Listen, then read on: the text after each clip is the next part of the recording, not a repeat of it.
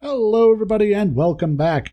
I am the Pumpkin King, and in today's episode, we're going to be continuing our recap of The Mind of Gears, my campaign for 5th edition's Dungeons & Dragons.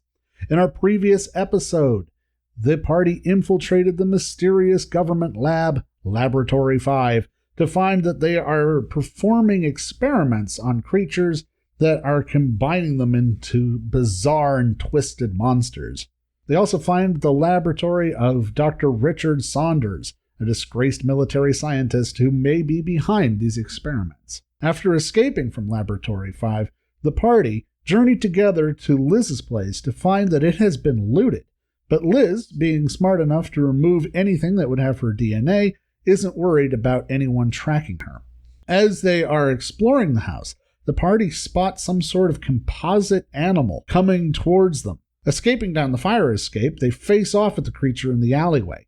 The monster painfully wild shifts between different composite creatures, but is brought down by a particularly well-placed guiding bolt from Jez, revealing a very haggard-looking elf named Evelyn Brimtree, an elf who Liz recognizes as a member of Desiree's party, Desiree being the lover that went missing 4 years ago and hasn't been seen since. Guy injects her with morphine to prevent her from changing again, and the party bring Evelyn to Lucas, the hedge witch, who safely ensconces her in a circle of magic and later a cage. The next day, Jez, Sal, and Guy go back to the Long Wharf to question the harbor master. Liz goes to the offices of the Lenoir Times to meet up with Jamie Holzman, a cub reporter, to discuss the Monroe monster that he's been working on for the paper. The story is of a composite creature that has been causing deaths on Monroe Street.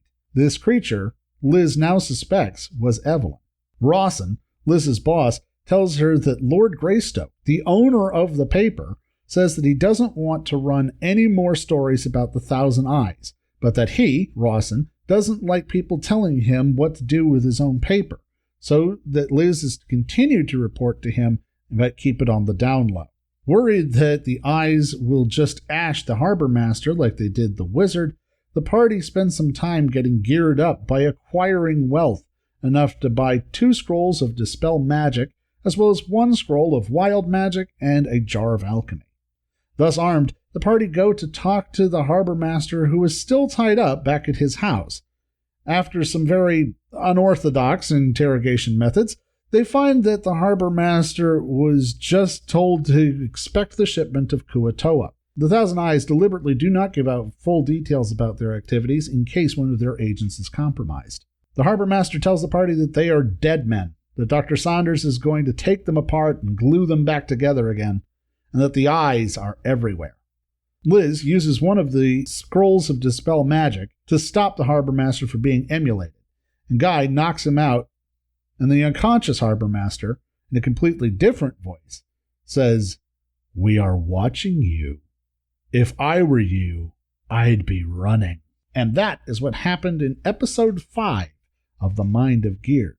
If you're enjoying this content, go ahead and hit that like button. And for more adventures into the world of Lenoir, go ahead and subscribe for more videos every week. But until then, I am the Pumpkin King, and I'll see you next time.